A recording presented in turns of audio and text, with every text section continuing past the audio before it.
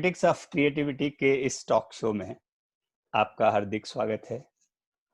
आज हमारे साथ में दो शख्सियत मौजूद हैं और आज हम जिस विषय पर बात करने वाले हैं, पहले मैं विषय आपको बता दूं। हम लोग ऐसे ज्वलंत विषय को लेकर के आए हैं जैसे paid news, TRP, likes, retweet और इस रीट्वीट के युग में पत्रकारिता। ये हमारा आज का विषय रहेगा। और मैं सबसे पहले जो हमारे बीच में दो शख्सियत मौजूद हैं, मैं उनका क्रम से परिचय दे दूं। मैं सबसे पहले डॉक्टर हरिदास व्यास जी जो हमारे साथ में हैं, मैं उनका परिचय देना चाहूँगा। डॉक्टर हरिदास व्यास एमए हिंदी में किया आपने और पत्रकारिता एवं जनसंचार में भी एमए किया। और उसके बाद में आपके प्रकाशन हैं जिनमें कथा, एक था पेड़, आपका कथा संग्रह है। आचार्य हजारी प्रसाद द्विवेदी की सृष्टि व दृष्टि, इस पर आपकी पुस्तक है। आपकी आलोचना के आयाम, इस पर आपकी एक पुस्तक है। और मीडिया, महिला और संस्कृति में आपका मेजर वर्क है और वो रिसर्च फेलोशिप यूजीसी से आपने की है। आपका संकलन है नीम की पत्तियां। आपने संपादन किया है रश्मि, मारवाड़ इमेज, अभयदूत, कविता के हस्ताक्षर और आधुनिक परिप्रेक्ष्य में संत साहित्य। आप पूर्व सलाहकार रहे हैं दैनिक भास्कर के और वर्तमान में आप एसोसिएट प्रोफेसर पत्रकारिता और जनसंचार विभाग जयनारायण व्यास विश्वविद्यालय जोधपुर और अतिथि प्राध्यापक के रूप में भी आजकल आप काम कर रहे हैं जो पत्रकारिता से ही संबंधित है। तो मैं आपका स्वागत करता हूं डॉक्टर हरिदास व्यास जी। नमस्कार। और हमारे पास में जो दूसरी शख्सियत है वे अयोध्या प्रसाद गौड़ हैं। ये वेदांता लिमिटेड में जनरल मैनेजर हैं, जो कॉरपोरेट कम्युनिकेशन का कार्य है वो। आप लेखक और थिएटर हैं, शौकीन यात्री हैं, प्रेरक वक्ता हैं और आपने एमए भूविज्ञान में किया जेएनवी से। Dainik Bhaskar, Hindustan times, India today में भी आपने काम किया है और क्षेत्रीय व राष्ट्रीय मीडिया आपका विषय रहा है। 60 आपने मंचीय जो है प्रस्तुतियां दी है। रेडियो नाटकों से आपका जुड़ाव रहा है। प्रकाशन में आपका द रॉयल ब्लू, मारवाड़ की अंतिम रानी पर एक उपन्यास आपने लिखा है। वीर दुर्गादास पर आपका एक ड्रामा स्क्रिप्ट है जो कि दुर्ग गाथा के रूप में एक मेगा शो जो कि लाइट एंड साउंड के साथ में हुआ, उसके आप स्क्रिप्ट राइटर रहे हैं। और आपके प्रकाशन में एक चौथा धंधा, पत्रकारिता के कालेपन को उजागर करती कहानियों का एक पुस्तक है और द वल्चर्स फीस्ट आपकी चौथी पुस्तक है। आप इस क्षेत्र में बहुत लंबे समय से जुड़े हुए हैं। मैं आपका स्वागत करता हूं अयोध्या प्रसाद जी। और ये जब दो शख्सियत, कोई भी शख्स जब कोई शख्सियत बनता है तभी वो जाकर के और अपना महत्व समाज पे छोड़ता है। ये दोनों समाज के बहुत महत्वपूर्ण व्यक्तित्व हैं, पत्रकारिता में बड़ा नाम रखते हैं और बहुत चिंता और सोच इनके हमेशा विचारों में रहती है कि आज पत्रकारिता किस दौर में जा रही है। मैं पत्रकारिता का थोड़ा सा आपको परिचय दूं तो मैं देख रहा था तो पता लगा कि हिंदुस्तानियों के हित हेतु 30 मई 1826 को पत्रकारिता की, हिंदी पत्रकारिता की नींव पड़ी। और जो पत्रकारिता के अधिष्ठाता हैं वो हैं देवर्षि नारद। और देवर्षि नारद की जयंती के प्रसंग में वैशाख कृष्ण पक्ष द्वितीया को हिंदी समाचार पत्र, पहला हिंदी समाचार पत्र उद्दंत मार्तंड का प्रकाशन किया गया, जिसके पंडित युगल किशोर उसके संपादक रहे। और उन्होंने 79 अंक उनके कुल निकले। लगभग 1.5 वर्ष तक उनका वो पहला जो हिंदी पत्रकारिता का पहला समाचार पत्र जो उन्होंने निकाला, यहां से ये शुरू हुआ। और फिर हिंदी समाचार पत्र का सर्वाधिक पढ़े जाने वाला ये जमाना हमारा आज का आ गया। डिजिटल माध्यम से सभी पत्रिकाएं को इन्होंने खतरे में डाल दिया। जब डिजिटल पत्रकारिता हमारे बीच में आई तो इन्होंने प्रिंट मीडिया और सबको खतरे में डाल दिया। और पूंजीवाद के पेट से उपजी पत्रकारिता ने बाजारवाद को जन्म दिया। और यहाँ से पैसा, पहले पैसा बाय प्रोडक्ट था समाचार पत्रों का, अब जो है समाचार बाय प्रोडक्ट हैं और पैसा प्रमुख है। इस तरीके से ये समाचार जो है वो बाजारवाद के अंदर आ गया और 2009 से समाचार हाउस समाचारों के पैसे लेने लगे। अब यहां से हम लोग बात अपनी शुरू करते हैं, पेड न्यूज हमारे बीच में आ गई। तो मैं डॉक्टर हरिदास व्यास से सबसे पहले निवेदन करता हूं कि आज आप जो पेड न्यूज का जो युग आया है और जो पत्रकारिता थी उसके संदर्भ में आप क्या कहना चाहेंगे डॉक्टर हरिदास व्यास? भाई धन्यवाद। पहले तो हम दोनों का कद इतना ऊंचा करने के लिए धन्यवाद, और दूसरा धन्यवाद कि पत्रकारिता के प्रारंभ से लेके आज तक आपने हमें पहुंचा दिया। तो हमारे करने के लिए बहुत बड़ा काम आप कर चुके हैं।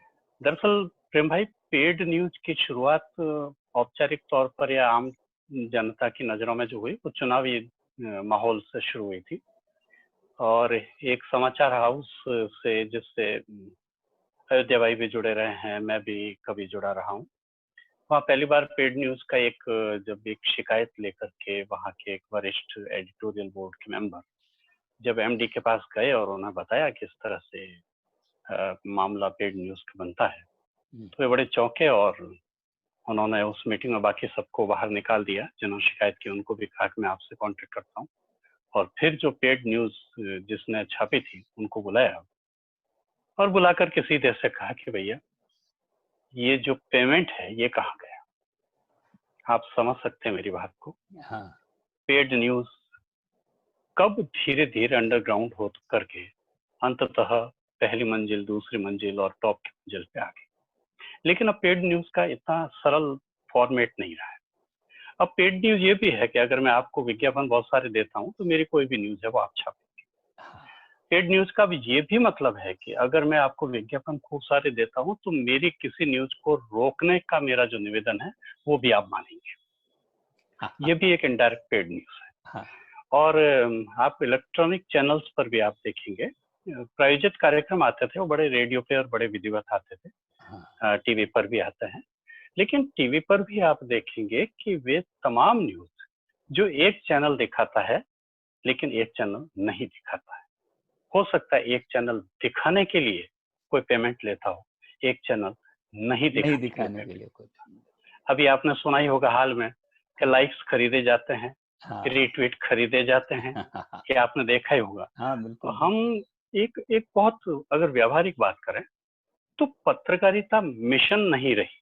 देखो, मिशन का दौर भी नहीं, पत्रकारिता एक व्यवसाय है। लेकिन अब चुनौती यह है कि हम इस व्यवसाय को कितना मानक रख पाते हैं। हाँ, इसका व्यवसायीकरण कितना सोसाइटी के लिए सकारात्मक रख पाते हैं। यस, ये हमारे सामने प्रश्न है। बहुत सही कहा आपने व्यास जी कि हम व्यवसायिक तो बने, लेकिन जैसे एक दुकानदार अपने सामान बेचता है तो मुनाफा तय करता है, इसमें भी कम से कम ये तो तय किया जाए कि समाज को व्यवस्थित करने के लिए समाचार पत्र हमारे बीच में आ रहा है, बेहतर इंसान बनाने के लिए आ रहा है, कौन सा समाचार से क्या हो जाएगा, इन सब बातों की चिंता करते हुए समाचार डाले जाएं।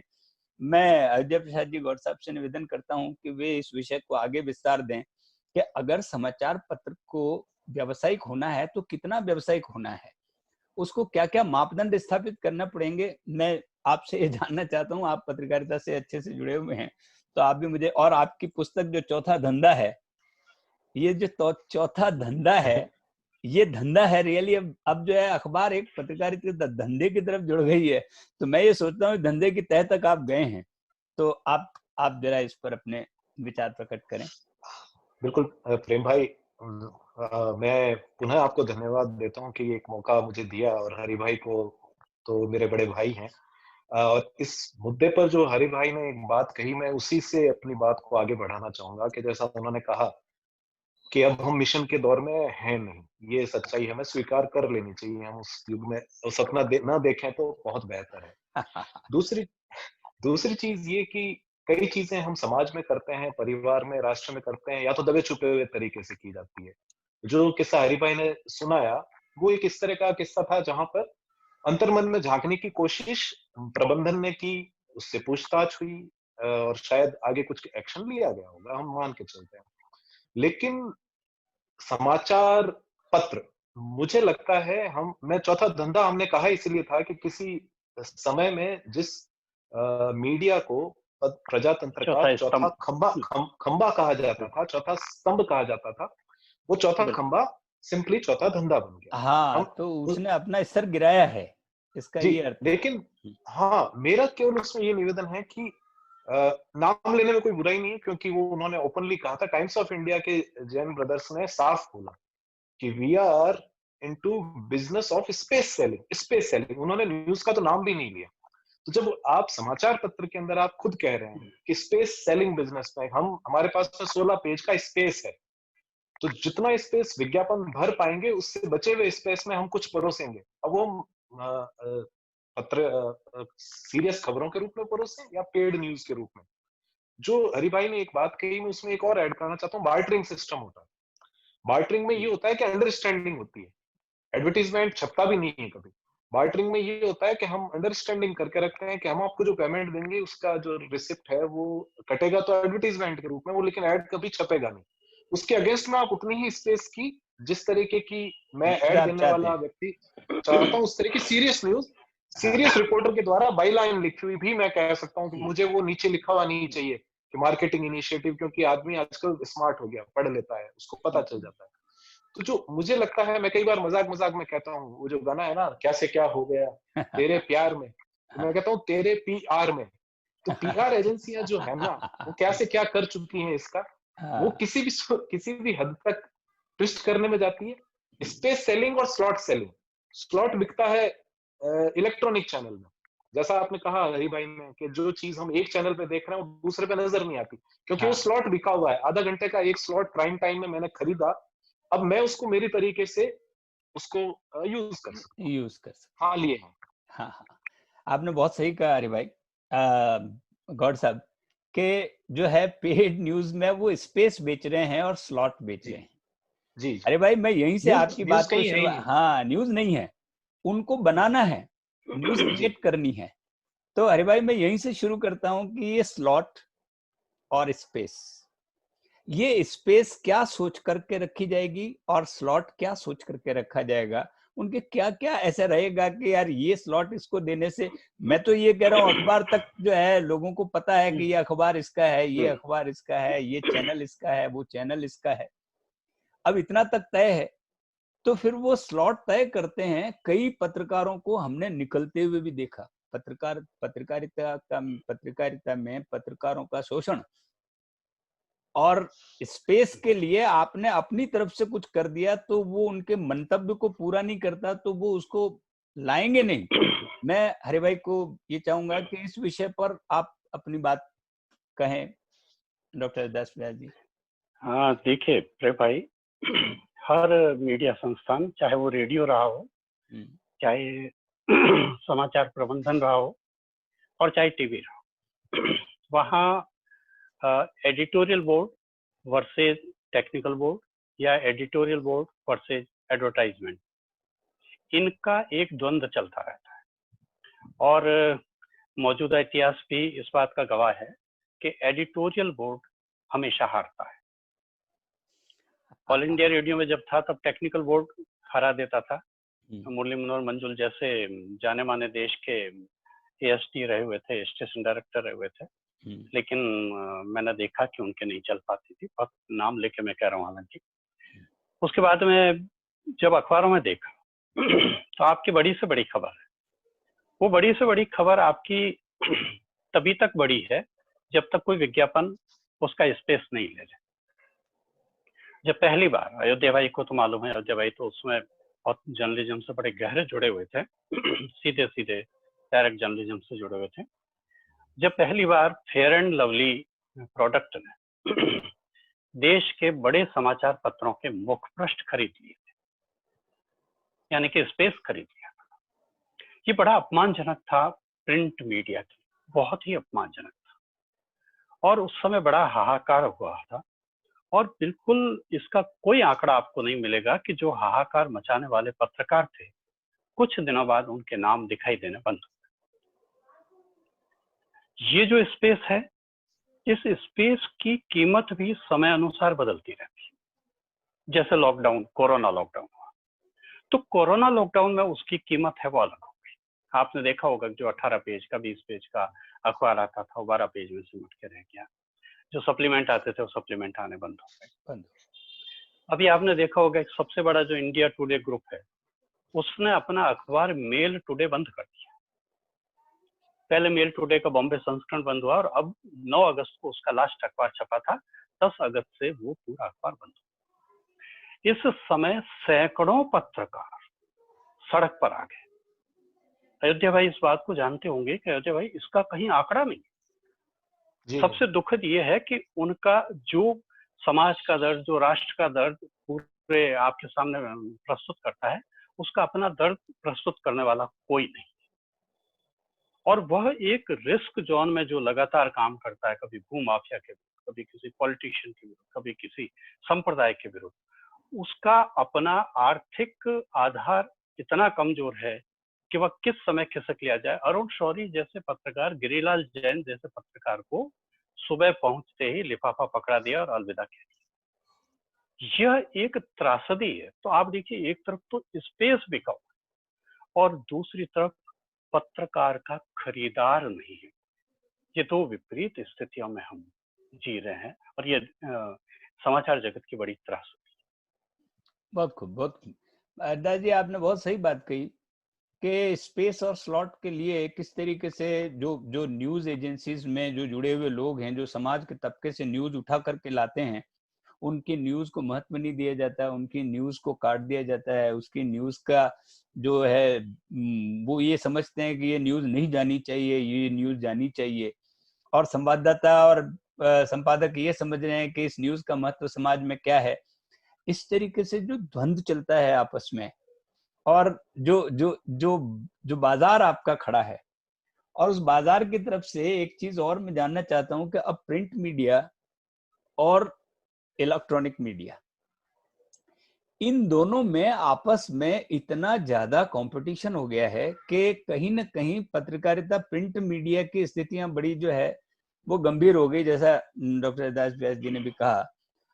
तो मैं गौड़ साहब आपसे ये जानना चाहता हूं कि आगे जाकर के प्रिंट मीडिया का फ्यूचर क्या होने वाला है? प्रेम भाई, प्रिंट मीडिया आप सही कह रहे हैं। मैं अभी थोड़ी देर पहले, अभी हम आपस में जुड़े उससे पहले इंटरनेट पे कोडेक की हिस्ट्री, जो बड़ी इंटरेस्टिंग, हम किसी जमाने में रील वाला कैमरा लेते थे।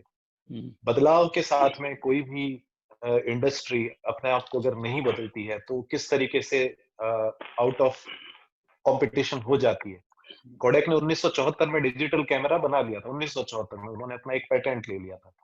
लेकिन उनका फोकस उसमें भी ये रहा कि हम किस तरीके से लोगों को ये सिखाएं कि साहब ये डिजिटल टेक्नोलॉजी यूज करके आप अच्छे अच्छे प्रिंट कैसे ले सकते हैं। उनका दिमाग प्रिंट में घूमता रहता। आखिर वही हुआ, बैंकरप्सी के लिए इन्होंने 2012 में कोडेक ने फाइल किया और जो सबसे पहले डिजिटल टेक्नोलॉजी लाई थी वो डिजिटल से ही हार गई। आज अगर हम प्रिंट मीडिया का हाल देखें, मैं एक विभाजन रेखा देखता हूँ। एक तो दिक्कत ये है, मैं हरि भाई भी इससे सहमत होंगे कि भारत जैसे देश में जो एक गलत तरीके से डिफाइन किया जाता है प्रिंट मीडिया को, और उनको डिवाइड किया जाता है नेशनल मीडिया और वर्नाकुलर मीडिया के अंदर। दुर्भाग्य ये है कि आप अगर दिल्ली में जाके देखेंगे तो भाषाई जो पत्रकारिता है उसको दोयम दर्जे की पत्रकारिता मान के उनकी सारी की सारी चीजों को वो चर्चा करना ही उचित नहीं समझते। मैं मन में बहुत खुश हुआ था जो अभी मैंने कहीं अखबार में पढ़ा, जहां ये कहा गया है कि 70% विज्ञापन जो है वो भाषाई पत्रकारिता के जो समाचार पत्र हैं उनको जाया करेंगे। शायद इससे कुछ स्थितियां बदले, लेकिन अगर आप इनके प्रसार संख्या को देखेंगे, अगर आप रीडरशिप को देखेंगे, निसंदेह है जो भाषाई पत्रकारिता का झंडा उठाए हुए जो समाचार पत्र हैं हमारे, वो ग्रोथ दिखा रहे हैं। उनका अगर आप सर्कुलेशन देखेंगे, हाँ, हिंदी पत्रकारिता पढ़ने वाले लोग ज्यादा हैं। हाँ, साक्षरता बढ़ी है। बी कैटेगरी की सिटीज, कस्बा, गांव, जहां पर पहले वो अखबार नहीं पहुंचता था, लोग अखबार के से रूबरू होना शुरू हुए हैं। तो जो कर्व है, पीक कर्व अंग्रेजी पत्रकारिता अटेंड कर चुकी है अपना, वो अब उनका गिरावट आएगी और आनी तय है। जैसा हरि भाई ने एक अखबार का उदाहरण दिया, मिड डे का, मैंने आज सुना कि शायद मिड डे भी बंद हो चुका है। एक के बाद एक अखबार बंद अंग्रेजी के हो रहे हैं। दूसरी तरफ भास्कर या पत्रिका या जागरण या जो हम देखें, वो एक्सपेरिमेंट में अभी भी लगे हुए हैं, क्योंकि उन्हें पता है कि पीक उनको अभी अटेंड करना है। अगले 2 साल में करेंगे, 5 साल में करेंगे, और उसके बाद में एक जो नेचुरल कर्व डाउन में आता है वो आएगा। लेकिन फिलहाल मेरा ये मानना है कि इलेक्ट्रॉनिक मीडिया से मैं नहीं मानता कि कोई खतरा होगा। मेरे जैसे व्यक्ति में आज मैं उनका नाम इसलिए ले सकता हूँ क्योंकि स्वाति वशिष्ठ, उन्होंने खुद ने अपने ट्विटर पे लिखा, वो एक चैनल से जुड़ी हुई थी। वो लिखती है कि मैं 2012 या उन्होंने कहीं मेंशन किया है, जब मैं खुद किसी चैनल के लिए काम करती थी, लेकिन मैं न्यूज़ चैनल देखना बंद कर चुकी थी, क्योंकि समझ में नहीं आता कि हम न्यूज़ चैनल देखें क्यों? उनसे हमें मिलता क्या है? तो टीवी जो जर्नलिज्म है, उसने अपनी साख जिस तरीके से गिराई है, वहां पर प्रिंट जर्नलिज्म के लिए अपॉर्चुनिटी है। लेकिन सिर्फ एक बात कह के मैं अभी ये इस मुद्दे पे अपनी बात को विराम देना चाहूंगा कि विश्लेषण समाप्त हो चुका है। हम शॉर्टकट की तरफ भाग रहे हैं, ये सबसे बड़ा खतरा है। अगर ये खतरा दूर ना हुआ, पहले जो अरुण शौरी जी का नाम लिया, या कई अखबार संपादक के नाम पे और जो उसमें हाँ काम चलते करते थे, हैं जैसे दिनमान, रिपोर्टर, उनके नाम से जैसे चलते थे। दिनमान अगे जी के नाम से जाना जाता है, धर्मयुग जाना जाता है, उन अखबारों के संपादकों के नाम से अखबार जाने जाते थे। अभी वो स्थिति नहीं है। दिक्कत की है कि प्रिंट मीडिया ने अपना वो जो यूएसपी था, वो यूएसपी छोड़ दिया। और अगर क्योंकि आज सुबह सुबह हमारे एक मित्र ने प्रणब मुखर्जी के निधन की फेक न्यूज है वो आगे फैला दी, तो पत्रकार शॉर्टकट मारने लग गए, वो जल्दबाजी हो गई, वो फास्टेस्ट फिंगर फर्स्ट वाला मामला हो गया, वो चीज हमें डुबा गई। हाँ, मैं यहीं से बात शुरू कराना चाहता हूँ भाई हरदास जी, व्यास जी, आप ब्रेकिंग न्यूज पर जरा अपनी बात स्पष्ट करें कि ये जो ब्रेकिंग न्यूज के चक्कर के अंदर कई लोग जो है ऐसी न्यूज को ब्रेक कर देते हैं जो न्यूज ही नहीं होती है, और बाद में जाकर कर उनको माफी तक मांगनी पड़ती है उसके लिए। तो हरे भाई, ब्रेकिंग न्यूज को लेकर के और आप क्या कहना चाहते हैं? देखिए, दो बात है। मैं शुरू तो वहां से करता हूँ, क्षेत्रीय पत्रकारिता से। अयोध्या भाई ने बहुत अच्छा मुद्दा उठाया, बहुत अच्छा मुद्दा उठाया। हमारे यहाँ जो 10 टॉप 10 जो अखबार है, उनमें से 3 जो अखबार है, 3 जगह है वहाँ क्षेत्रीय पत्रकारिता वाले अखबार। ये एक बहुत बड़ी खबर है। और सरकार ने जो हालिया जो विज्ञापन नीति बनाई है, और मैं अगर वह नीति इम्प्लीमेंट होती है तो मैं दावे से कह रहा हूँ कि ये क्षेत्रीय पत्रकारिता और आगे बढ़ेगी, क्योंकि वे इस समय ज्यादा जूझ रहे हैं आर्थिक मोर्चे पर। लेकिन इस सब के बावजूद आप देखिए कि अंग्रेजी का अखबार द टाइम्स ऑफ इंडिया वो टॉप 10 में भी नहीं। इसे समझिएगा। और जबकि 5वें, 8वें और 9वें स्थान पर क्षेत्रीय पत्रकारिता के अखबार है, जैसे मराठी, तेलुगु और मराठी, तेलुगु और मेरे ख्याल से मलयालम। ये 3 भाषाओं के अखबार है। ये टॉप 10 में से 3 स्थान के। और जब 10 के नीचे भी जाते हैं तो आपको अधिकतर जो पत्र मिलेंगे वो क्षेत्रीय पत्र। तो ये एक अच्छा दौर है, एक संभावना वाला दौर है। ब्रेकिंग न्यूज वाला जो रोग है, दरअसल प्रेम भाई, ये आज का नहीं, ये किसी जमाने में आपको ध्यान हो तो जगजीवन राम के बारे में भी एक गलत खबर रेडियो से ब्रॉडकास्ट हो गई थी। जयप्रकाश नारायण के बारे में गलत न्यूज रेडियो से आ गई, उनकी मृत्यु का समाचार गलत हो गया। ये उतावल या ये दौड़ या प्रतियोगिता कहते हैं, ये तो मीडिया में रहे, लेकिन ये जिस स्तर पे गिर गए, अयोध्या भाई ने नाम नहीं लिया है, बहुत शालीनता से काम लेते हैं। आज का जो था वो राजदीप सर देसाई का था, उन्होंने घोषणा कर दी थी प्रणव दा के डेथ की, और बड़ी शर्मिंदगी उसके बाद होनी पड़ी। आपको ध्यान हो तो ब्रेकिंग न्यूज को मेन न्यूज बनाने की भी प्रयास। अब ब्रेकिंग न्यूज तो क्या होता है कि आपको 5 मिनट में 200 खबरें दिखाने की एक हड़बड़ी भी रहती। अचानक आप खबर देते देते आप कहते हैं कि अभी अभी समाचार मिला है। अब ये तय मानिए कि वह समाचार मिला है, अभी उसके तथ्य पुख्ता नहीं हुए हैं। इससे मतलब अभी अभी मिला है से यह बात अपने आप स्वतः स्पष्ट है। और आप देखेंगे कि ऐसी बहुत सी ब्रेकिंग न्यूज जिनको बाद में मुख्य खबरें बना दिया गया और वो बाद में स्क्रीन से गायब हो गई। अभी आपने देखा होगा सुदीक्षा का जो दुर्घटना हुई थी। अब आप देखिए कि एक चैनल ने उसको कहा कि ये इस तरह से छेड़छाड़ का मामला है और ये इस तरह से नहीं रोकी गई और एक प्रतिभा थी जिसको खत्म कर दिया गया, वो कर दिया गया।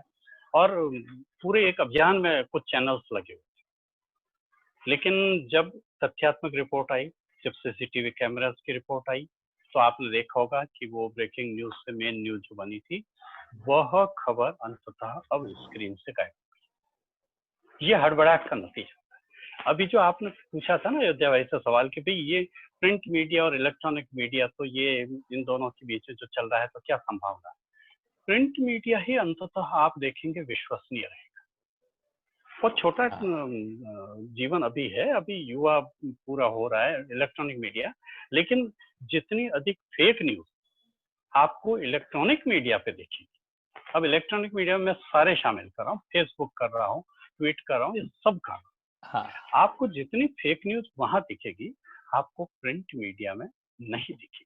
नो डाउट, एक पीत पत्रकारिता करके, येलो जर्नलिज्म करके आया था दो, हाँ, और ऐसा नहीं है कि वो खत्म हो गया, लेकिन आप देखिए कि उस सब पे ब्रेक लगा है। जबकि इलेक्ट्रॉनिक मीडिया ब्रेकिंग न्यूज के नाम पे जो दे रहा है, वो कई बार खुश हो जाता है। बहुत सही कहा आपने। एक चिंता मुझे और थी कि अभी जैसे कोरोना काल के अंदर अखबार आने बंद हो गए घरों के अंदर। अब जो है अखबार, हर अखबार अपना एक डिजिटल जो है वो आपको सीधा जो है मोबाइल पर वो अखबार भेजता है, और आप पेज 1, पेज 2, पेज 3 खोल करके वहीं पर पढ़ने लगे। तो आप देखिए कि है तो ये प्रिंट, पूरा अखबार छापते हैं। आपने भी देखा होगा कि अखबार जो है वो पूरा, अभी जैसे मैं यहाँ बेंगलोर में दक्षिण भारत करके लोकमत एक अखबार है, वो अखबार घर आता था, वो अखबार बंद हो गया घर पर आना, हिंदी का अखबार है। तो अब वो मेरे व्हाट्सएप पर उनका एक मैसेज आया कि ये अखबार आपको व्हाट्सएप पर मिलेगा। अब मैं उस व्हाट्सएप के उस चैनल को खोलते ही वो पूरा का पूरा अखबार मेरे सामने आ जाता है, page number 1, page number 2, page number 3, विज्ञापनों सहित। तो मैं गौर साहब आपसे ये जानना चाहता हूँ कि क्या ये स्थिति आ जाएगी कि आप मोबाइल पर ही अखबार पढ़ना चाहेंगे? मेरा ये मानना है प्रेम भाई कि क्योंकि टेक्नोलॉजी एक ऐसी चीज जिससे भविष्यवाणी करने से मैं बहुत डरता हूँ, हाँ, क्योंकि नहीं टेक्नोलॉजी एक स्थिति हाँ बनी है। नहीं, मैं इसीलिए मैं एक मध्य मार्ग इसलिए सोच रहा हूँ, और मैं देखता भी हूँ कि वो चीज आएगी, क्योंकि मैं अगर एक अखबार का मालिक होता तो मैं इसको एक अपॉर्चुनिटी मानता कि मैं शत्रुमुर्ग नहीं बना हुआ रह सकता कि आखिरकार, जैसा एक हम किताबों के बारे में बोलते हैं कि साहब डिजिटल बुक्स मुझे पसंद नहीं आती हाँ, क्योंकि मुझे मुझे भी पसंद नहीं मुझे डिजिटल। पन्ने की खुशबू, स्याही की खुशबू, हाँ, ठीक है, हाँ, मैं अभी रोमांटिक हो सकता हूँ, लेकिन किसको पता कि आज किसी ने एक लिखा था, मैं नाम भूल रहा हूँ, उन्होंने बड़े खुश होके और लिखा कि भाई हमने ये एक पुस्तक हमारे जो पर्यावरण से रिलेटेड जो हमने इनिशिएटिव किए हैं, हमने एक प्रकाशित की है, तो आशा है आपको पसंद आएगी।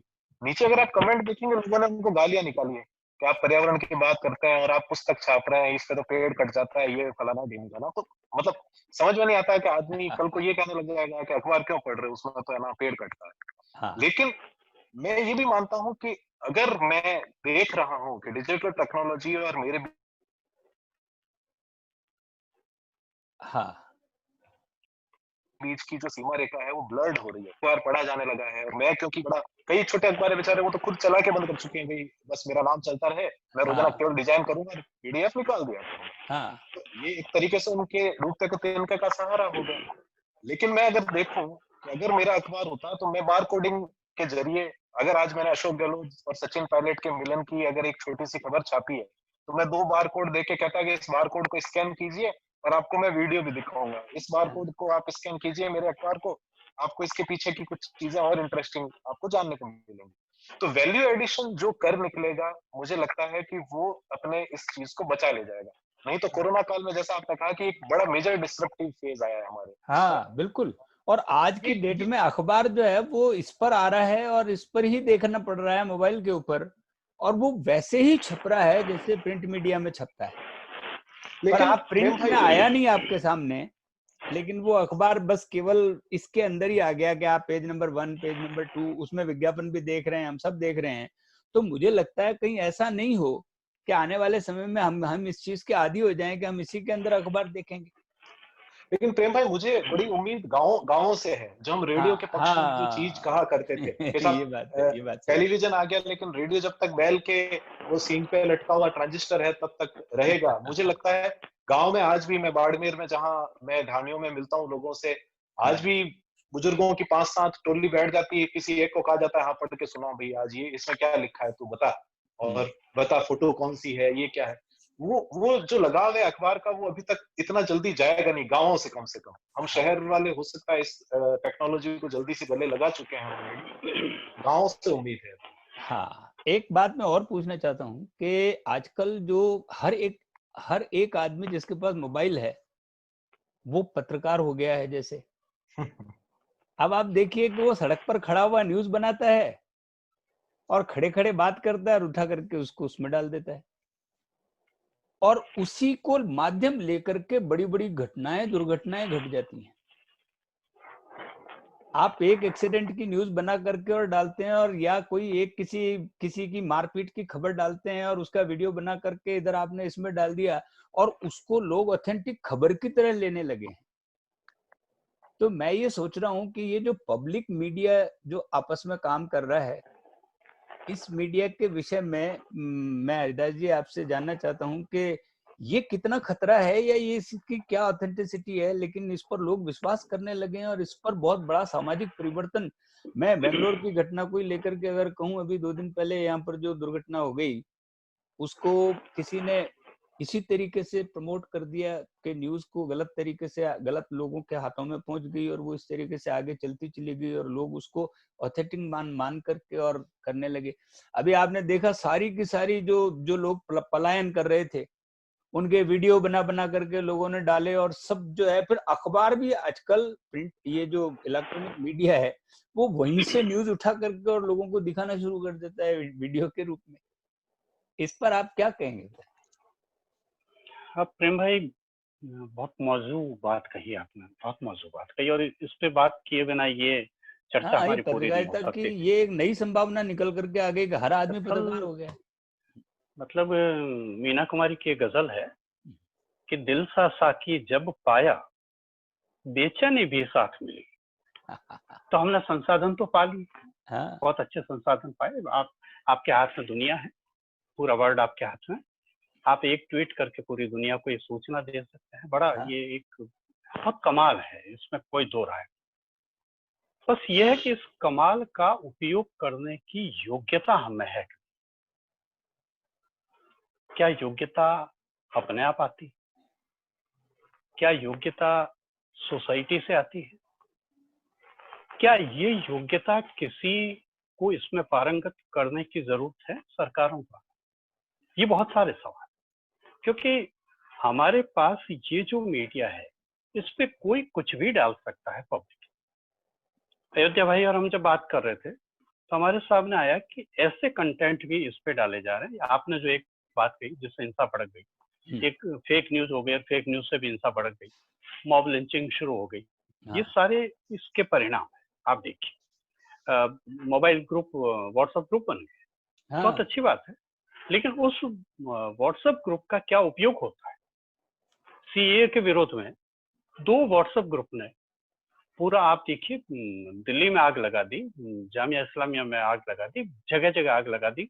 और आप कोरोना को कितनी गालियां दो, फैलाओ कोरोना का, इस कोरोना से वो जो आग थी वो रुक गई। एक बार तो रुकी। ये आप निस्संदेह हम इस कीमत पे नहीं रोकना चाहते थे, क्योंकि ये कीमत पूरे विश्व को चुकानी पड़ी। लेकिन इस बात से हमें सुविचारित होना पड़ेगा कि मीडिया पे क्या जाएगा, क्या जाना चाहिए। ये केवल मोबाइल की बात नहीं कर, ये समाचार पत्र, टेलीविजन और मोबाइल, ये ट्वीट, ये सबकी मैं बात कर।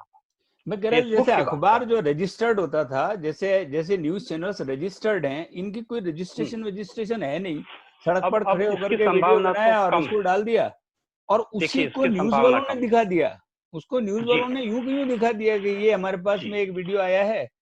अखबार तक फेसबुक से उठा करके न्यूज बना रहे हैं। जी, आप सही कह रहे हैं। तो इस संभावना का जो है, इसकी जो संभावना है, ये देखिए कि बहुत सी खबरें जो हम तक पहुंचती भी नहीं, वे इस माध्यम से पहुंचने लगी। हाँ, बहुत से ये ट्रैफिक पुलिसमैन किस तरह से ट्रक हाँ, वालों से पैसे ले लेते थे, ये इसका प्लस किस पॉइंट भी तरह से हुआ। आपके हेलमेट नहीं लगाने पर आपसे हाँ, पैसे ले लेते हैं। आप हाँ, देखिए, एक वीडियो बन गया रहो। हाँ, अब ये इसके दोनों पक्ष। अब आपकी तो परीक्षा ये है प्रेम भाई, न केवल आपकी, हमारे समाज की, हमारे सरकार की परीक्षा ये है कि हम इसको किस तरह से सुनियोजित करें, हम किस तरह से इस देश के नागरिक को पारंगत करें, सुशिक्षित करें, उसे सुसभ्य करें। आज आप ये देखिए कि जो बच्चा है, 10 साल का बच्चा, 12 साल का बच्चा, ऑनलाइन एजुकेशन हो रही है। जिस मोबाइल को हम बच्चों को देने के लिए मना करते थे, आज हम हमें कहते खरीद थे के कि देना बच्चों पड़ को रहा है। हाँ, आज वो खरीद के देना पड़ रहा है। और वो बच्चा क्या उस पे केवल एजुकेशन ले रहा है, उस पे इतना पॉर्न मटेरियल है, वो टेक्स्ट है, वो ऑडियो है, वो वीडियो है, और वह उस पे अवेलेबल है, वो उसे देख। तो हमें कुछ अपनी जो है ना अभिव्यक्ति की स्वतंत्रता की परिभाषाएं, ये हमें बदलनी पड़ेगी। हमें अपने दायित्व और हमें अपने कर्तव्य भी जानने पड़ेंगे, अधिकारों के साथ साथ। तो ये जो हाथ में जो विश्व आया हुआ है, इसका हम तभी सही उपयोग कर पाएंगे हाँ, ये एक जब ऐसा हमें विषय है। हमारे कर्तव्य भी हो और हमारे कई बार इसकी उपयोगिता ये है कि एक्सीडेंट के स्थल पर जो आदमी खड़ा है वो उसकी एक्चुअल इंफॉर्मेशन लेकर के और भेज देता है।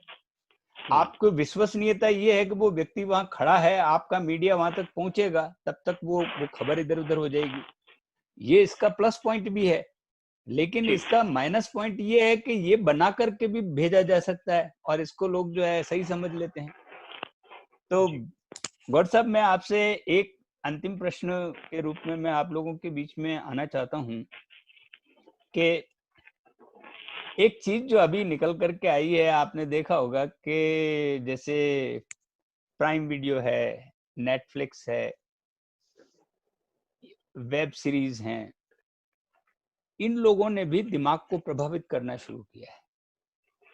विज्ञापनों के साथ में जो आपके जो टीवी चैनल्स हैं वो इसके पूरे विज्ञापन दिखाते हैं, उसके बाद में ये आपके सामने आ जाता है और प्रायोजित रूप से इनको बना करके और आप लोगों के बीच में डाला जाता है। और इसके अंदर अखबार, चूंकि वो पेड विज्ञापन है, इसलिए उसको दिखाने को मजबूर होते हैं और वो आपके सामने आ जाता है। तो नेटफ्लिक्स, प्राइम वीडियो वगैरह का भी कोई इफेक्ट जो है आगे जाकर के कुछ आएगा इस विषय पर? गौर साहब, आपके क्या विचार हैं? फिर मैं डॉक्टर दास व्यास जी से भी जानना चाहूंगा। प्रेम भाई, जो हरि भाई ने एक बात कही कि अभिव्यक्ति की स्वतंत्रता, कि ये जो एक जुमला हम हर बार खूब लोग काम में लेते थे। जब हम अखबार के मालिकों को या संपादकों से हम कभी कहते, या फिल्म में तो ये एक बड़ा पॉपुलर हुआ करता था, जनता जो चाहती है हम वही छापते हैं, वही दिखाते हैं। हाँ, तो जनता अगर होता है ना विष का खाना चाहेगी तो हम वही चीज परोसेंगे। हाँ, अभी आपको भी पता है कि ये, क्योंकि 3-3 हजार में, 2-2 हजार में मोबाइल का ये टेक्नोलॉजी उतनी ऐसी नहीं है कि किसी शिक्षित, मैं वर्गीकृत नहीं करना चाहूंगा, लेकिन ये सभी के पास नहीं उपलब्ध है, regardless of age, caste, creed, status, सबके पास में। एजुकेशन बैकग्राउंड, सबके पास में। इसीलिए हम ये जो सोच है कि क्या चीज, खिड़की खुल गई, अब उसमें बदबू आ रही है, कचरा आ रहा है, विषैली गैस आ रही है, सब कुछ आ रहा है, वो सब कुछ हमारा जो देश है उसका जो मानसिक स्वास्थ्य है वो इसलिए भी प्रभावित होने लग रहा है क्योंकि वो सारी चीजें निर्बाध तरीके से कर रही है। हम चीन जैसे देशों को कोसते होंगे कि साहब उन्होंने खूब सारे चीजों को उन्होंने बैन किया हुआ है, लेकिन मुझे लगता है कि कहीं आप एक सीमा रेखा तो खींचेंगे, क्योंकि अगर आपने कभी पढ़ा हो, सुना हो, या आपने जो ये नए-नए ओटीटी के नाम पर जो एक नया तमाशा शुरू हुआ है, इसने किसी भी चीज में कोई कसर बाकी नहीं रखी है। हाँ, मैं शुरुआत शब्दों से करना चाहूंगा। जितनी गालियां, जितने भद्दे तरीके से आपस में लोगों के व्यवहार को ये दिखाना चाहते हैं, इन द नेम ऑफ के साथ हम तो सत्यता दिखा रहे हैं, हम तो रियलिटी दिखा रहे हैं, लेकिन 100% चीजों में, क्योंकि हमारे यहाँ मसाला होता है, अब उनको मसाला मिल गया है। एक गैंगस्टर लो, उसके कुछ अवैध संबंधों की बात बताओ, परिवार के अंदर, रिश्तेदारों के अंदर, भाई बहन में, या काम हाँ, करने वो वाले, या उसमें करप्शन जितने को, जितने हाँ, जितना आप दिखा सकते हो उतना आप मल्टीपल आप उसमें एक्सपेरिमेंट कर डालो, और सेंसर नाम की उसमें आपने कोई चीज रखी नहीं, जैसा आपने कहा कि रजिस्ट्रेशन ये वो कुछ होता नहीं है इनका। और दिक्कत मुझे एक और लगती है जो गंभीर चीज है, कि राष्ट्र विरोधी तत्व कई बार आपके दिमाग में पैसा किसी और को खिलाया जा रहा है, चीजें कुछ आपकी सेना के बारे में, आपके धर्म के बारे में, कहीं अगर इनको अगर दंगा फैलाना है तो किसी एक धर्म के बारे में, क्योंकि negative publicity is the best publicity, ऐसा पीआर एजेंसियां मानती हैं। तो अगर उनको कुछ गड़बड़ करनी है तो वो चला के एक ऐसी चीज करना चाहेंगे जिससे कि लोगों में बवाल उत्पन्न हो। हम, क्योंकि हमारा आम इंसान जो है समाज का, वो या तो इतना भोला है या वो नासमझ है या जो भी है, वो तुरंत त्वरित। मैं आज सुबह सुबह किसी से बात कर रहा था कि हम लोग ड्रामा और डिबेट में बड़े इंटरेस्ट लिया करते हैं, हम जो भारतीय या दक्षिण एशिया के लोग हैं। हमारे को ड्रामा बड़ा अच्छा लगता है, कहीं भी हो रहा हो, पॉलिटिकल हो रहा हो, किसी सिने स्टार में हो रहा हो, क्रिकेटर में हो रहा है, या डिबेट में हमें बड़ा मजा आता है। डेवलपमेंट या दूसरी चीजें हमारी काफी पीछे रह जाती है। ओटीटी का सबसे बड़ा ये है कि ये बेलगाम घोड़ा है। इस ऊर्जा को, इस प्लेटफॉर्म को अगर कंट्रोल नहीं किया गया, क्योंकि आपको पता है, मैं अगर 2 लाख रुपए लगाकर आजकल स्क्रीन पे आने के लिए लड़के लड़कियां सब तैयार रहते हैं। पहले की तरह वो कुछ नहीं, उनमें कोई झिझक नहीं है, कोई वो वाली चीज नहीं है कि वो आप क्या उनसे करवाना चाहते हो, वो सब कुछ कैमरे के ऊपर करने को तैयार है। और उसका मैं 4 लाख आराम से कमा लूंगा, ये एक शॉर्टकट सबको दिख रहा है। और यहाँ सरकार की जिम्मेदारी बनती है, और सामूहिक हम जैसे लोगों की भी बनती है कि हम क्या कोई ऐसी चीज रखें जिससे कि लोगों के बीच में ये चीजें आए कि कहाँ कहाँ पर पेरेंट्स है, समाज है, कहाँ क्या कर सकता है। मैं क्लैरिटी मेरे दिमाग में फिलहाल नहीं है, लेकिन तय है कि टेक्नोलॉजी से ही इसका रास्ता भी निकलेगा, ये मुझे पक्का था। बिल्कुल बिल्कुल। और व्यास जी, आप जो वेब सीरीज के लिए जो चिंताएं व्यक्त कर रहे थे, वो अभिव्यक्ति के संकट पर आकर के खड़ी होती है। और इस दिशा के अंदर अगर, जैसे आपने कहा कि इसके ऊपर कुछ न कुछ सोचा जाना चाहिए, रोकने के लिए या अभिव्यक्ति के कितने नियम बनने चाहिए, इस विषय में आप अपना कोई वक्तव्य अगर दें तो डॉक्टर दास व्यास जी।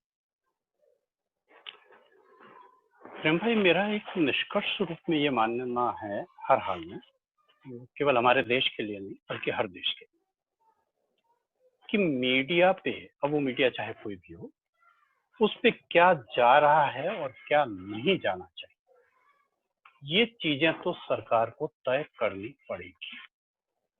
और मुझे दुख है कि सरकार इसमें लगभग उदासीन रही, और जब जब सरकार ने कुछ हस्तक्षेप किया है तो अभिव्यक्ति की स्वतंत्रता के नाम पे आंदोलन हुए हैं और सरकार चुप कर गई है। सरकार कई बार बैकफुट पे आ गई। दरअसल इसका एक दूसरा मैं आपको बताता हूँ, वेब सीरीज क्यों इतनी प्रसिद्ध हो रही है। उसका एक कारण जो वल्गरिटी मतलब बुरी चीजें आपको बहुत जल्दी आकृष्ट करती है, ये एक यूनिवर्सल ट्रुथ है।